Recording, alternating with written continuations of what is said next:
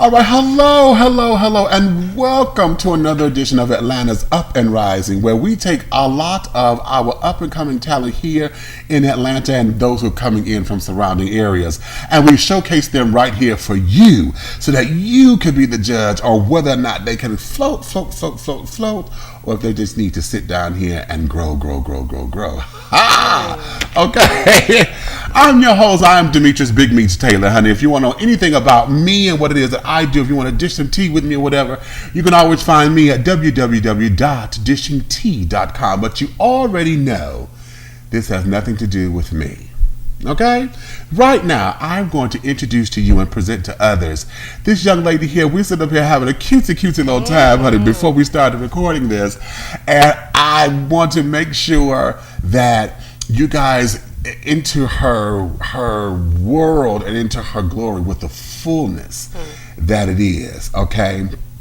And I'm sitting up here pausing because she just worked me with something. I don't want to spoil it yet because it's tickling me up my spot, and I can't stand when I do this in the intro. But without any further ado, I want to present to you Miss Sharia. Hello there, my darling. How are you? I am well. Thanks for having me. Well, thank you for coming on down, honey. Now, see, I done gave everybody this little tease or whatever because, as I was telling you, you worked me. See, how did I work you? See, every time we get ready to do these things, honey, you know, there's a pre-thing that we do and carry it on, and your presence, your countenance, honey, when you came in and things, everything just said, okay, this girl is pretty great to just let me have it. And then on top of it, see, you're so ladylike and so demure and so this and so that. And see, that there, you just take me to a place, honey, because if you had to came in here with a purse and some white gloves and things, I'm just thinking I'd have been over. Okay? I'd have been over the top. But you know, that's just me and my take and my all of you and your spirit and your presence. So let me come out of me. Okay. Okay. All right. And let's let the audience get into you. So let's start with letting the world know exactly who you are. Who am I? Well, I am Sharia, as you introduced me. And who is Sharia? I am a multitude of things. I like to feel as if, well, I know, as we all are, I'm multidimensional. And for a very long time, I put myself on the back burner because I played the roles in life of being a mother, being a wife, and that took the precedence for me. But for now, I am coming into my own in terms of career and my love for passion for music that's been there since I was a baby, basically, since I was little. I just love to sing. One thing that comes up is I was only 3. My mom just brings it up, but this story just comes to mind as we're talking. I was only 3, and my mom was graduating from nursing school, actually. Yeah. And she said how I practiced the song with her, It was I don't even remember what the song was. But she told me how I actually walked up on the stage with her graduation class and sung the song with them. I'm like, wow, that was bold. That was really bold. So I'm trying to bring that boldness that I had as a child, that inner child back to me. Because I lost it for a while, you know. That's a delicious morsel right there. Let's go here for just a second. Yeah. Because in wanting to reconnect with that particular spirit, did you feel that? Because you used the word "I lost it." Did you feel that you lost it, or did you feel like it was just not nurtured? It was just on the back burner. Dormant. I like that word, dormant. It was. Yeah. So now, at this particular stage, what was it that you feel caused its dormancy? Was it was it just life in general? Was it school obligations? Then you became married, a mother. What was that you feel left you dormant? That now you say, wow, it started knocking and tapping, and now it's just bursting open the door. What was that? Life and just a calling. You know, when you have something inside you that you're not utilizing, it's like that unfulfilled potential. I like that. Aside from being a singer, I'm a overall mental health counselor, but I use that really to help people with their overall life. So I consider myself to be a wellness coach, mind, body, and spirit. So that part of me just was unused, and it made me feel empty because I wasn't bringing all of who I was to the forefront. So being able to really do me, basically, you know, when like Stella got a groove back. I'm right there.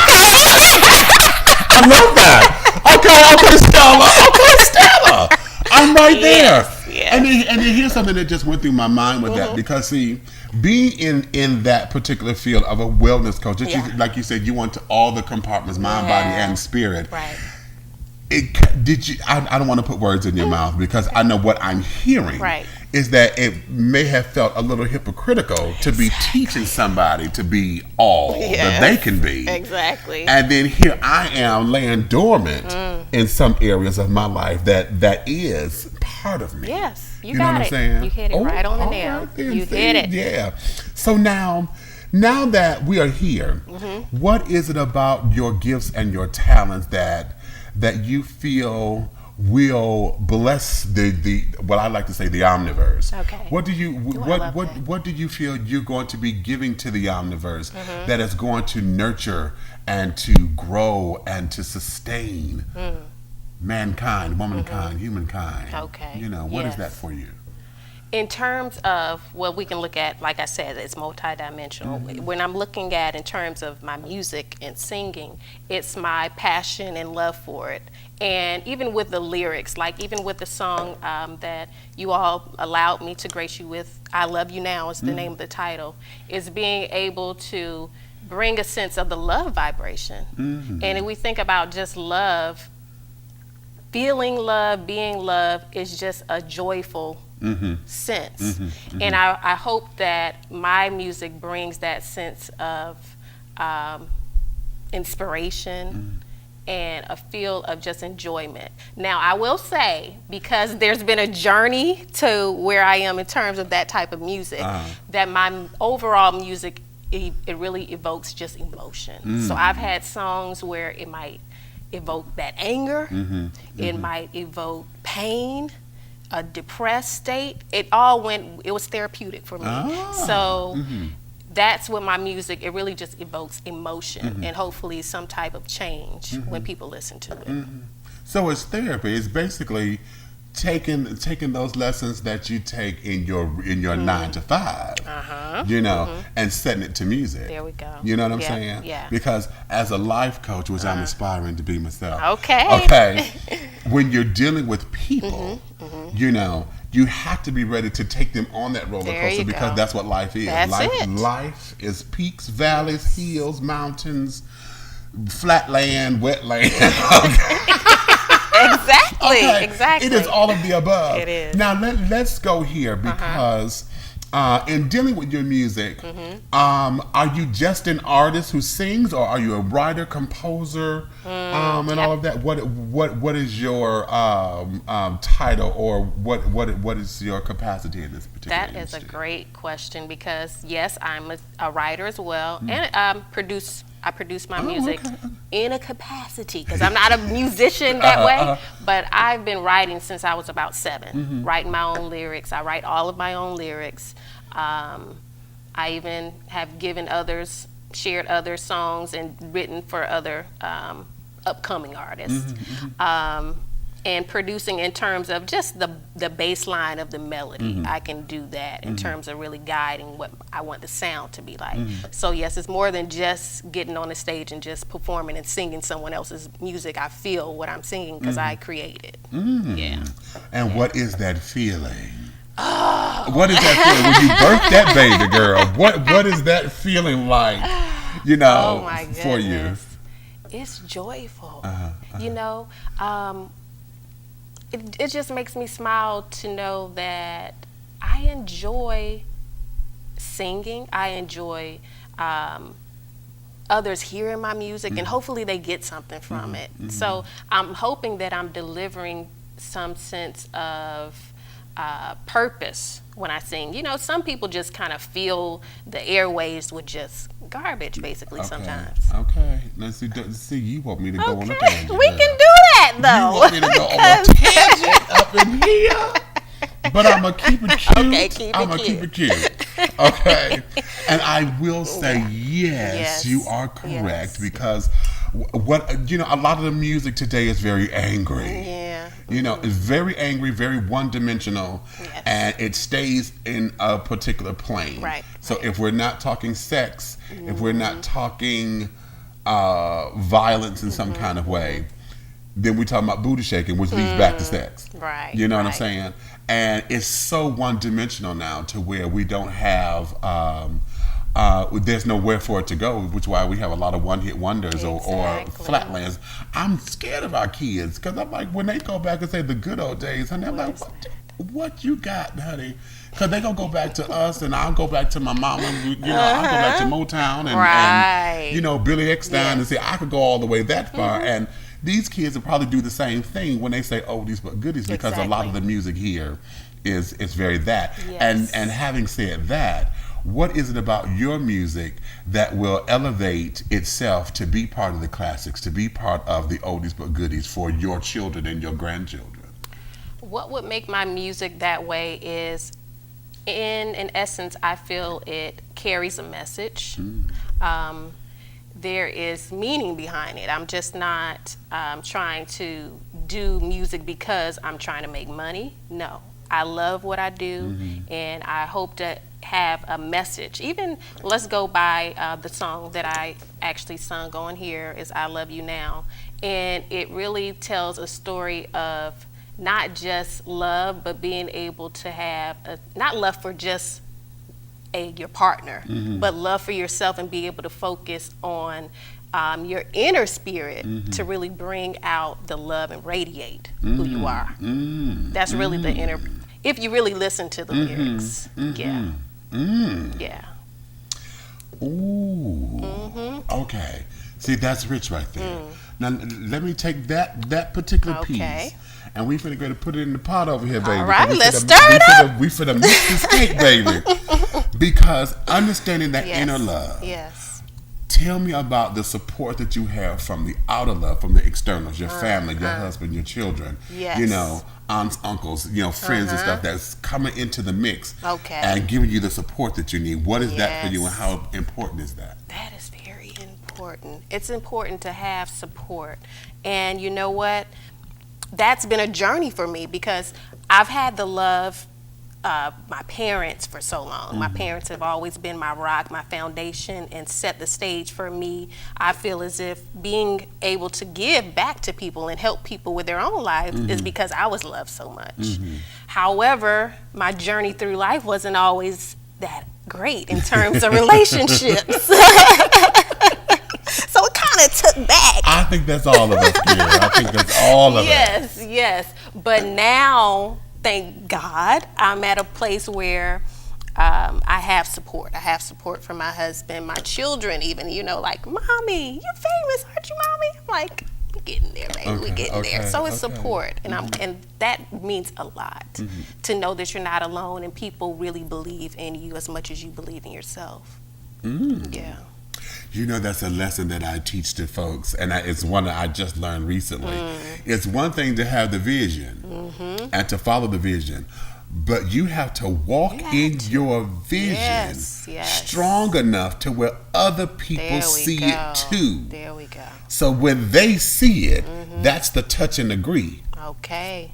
Because they're walking it with you. Right. So that becomes the physical manifestation of a prayer. I love that. You like that? Yes. Girl, wasn't that, when I got it, honey, I was like, I got to tell the world that way, because that was fabulous. And because I just recently learned that. And so now that's what I'm teaching. I love how you just put that, because that's exactly what that is. Let me ask this, because see, one, and I always ask this question of folks coming into this business, because what we know about the music industry, sex, drugs, rock and roll. Coming into this, what are some of the important lessons that you've learned or are putting it into practice, being a female in this industry? some lessons that I've learned is maintain my integrity. Because just coming along, I really, to look all the way back, in terms of the music industry, I really had my first glimpse of the industry when I was 19, because I was offered a deal, but my parents was like, "Oh no, that's not going to happen." And I was, I listened. Right. Okay. It wasn't my time, and I'm glad that they did, because it can be very, it can be a very mean, vicious, and malicious industry if you don't have, like you said, support. If you don't have people who teach you the values, you can sell yourself out. Ooh, yeah. Okay. Yeah. For selling yourself out. Now, here we are. We are at this particular venue, and you're able to create the kind of music that you want. Yeah. And you're able to perform with whoever, because you've got that kind of power. Right. Who are your mentors that would be up on that stage with you performing? Oh, wow. Are we saying imaginary or actually the ones that Whichever one, however you feel it. However you feel it. Oh, my. Mentors performing with me. Well, when we come to just a mentor in life, period, I'll just have to say that's both of my parents, my mom and my dad, who have been married for over 50 years. And they just have showed me the way, and I'm blessed and I'm thankful for that. If we want to go into who I would love to just help me to grow within looking at the music industry, let's see.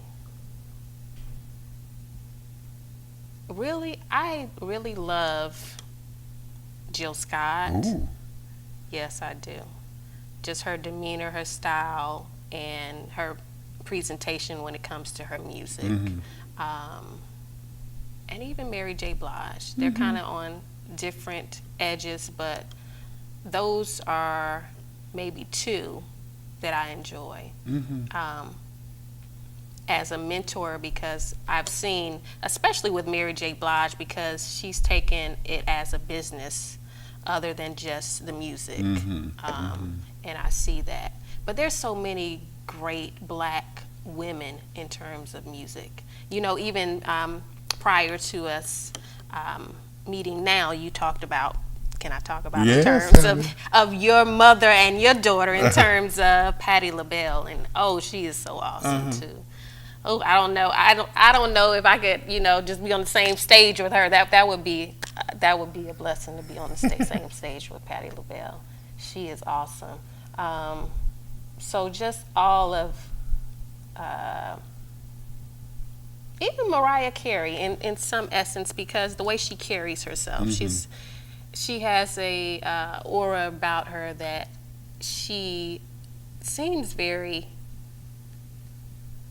kind, yet she has to put on a persona of being that diva who has to kind of protect herself, basically. So I would love just any of our black women who have represented in the music industry and just kept who they were and not lost it because of money or what others were saying about them. All right. Well, here, let me let the audience get ready to get into your sound. But before we let you do that, let everybody know where they can find you, all of your social media, and carry it on. Okay, great.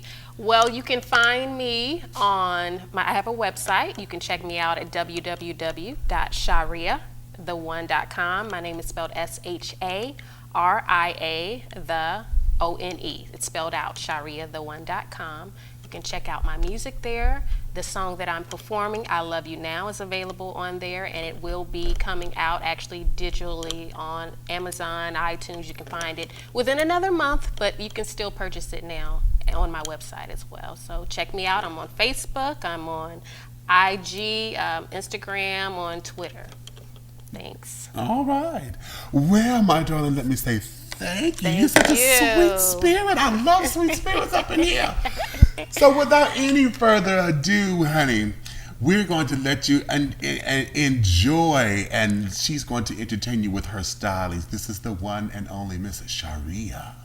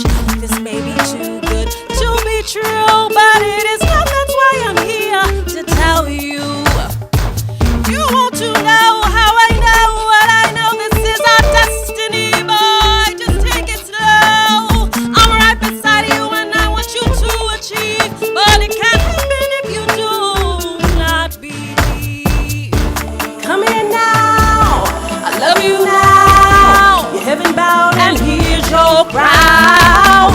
I need you so.